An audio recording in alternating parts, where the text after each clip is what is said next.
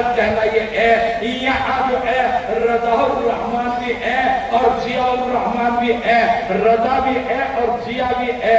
ضیاء آتی رہے تو کس کو رضا نہیں نصیب ہوگی؟ یہ دونوں محنت کر رہے ہیں اور دونوں کی کیا تمہاری پوری بستی کی محنت جدوجہد ہے۔ یہ بچے تو بیڑا لے کر چل پڑے ہیں، یہ تو آگے بڑھ رہے ہیں، کوشش جدوجہد تم تمام کی ہے۔ اللہ تعالیٰ پروان چڑھائے اس ادارے کو، اس کی ظاہری اور باطنی اللہ تعالیٰ مدد فرمائے۔ آج ارتداد کا ماحول ہے، آج ارتداد کا ماحول ہے، ایمان کو بچانا چاہتے ہو۔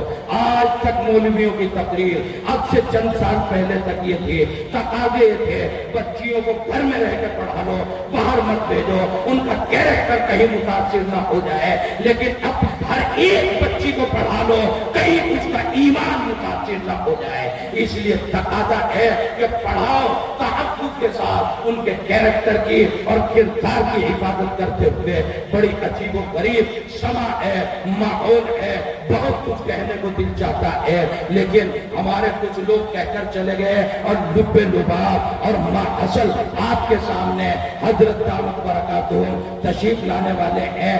انشاءاللہ حاصل بحث خلاصہ کلام آپ کے سامنے آنے والا ہے۔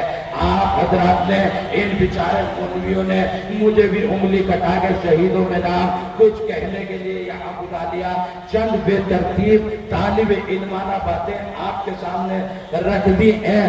اگر کوئی صحیح ہو تو وہ اللہ کی طرف سے ہے، اور خطا ہو تو اللہ ہمیں معاف کرے۔ وَمَا عَلَيْنَا إِلَّا الْبَلَاغُ الْمُبِينُ۔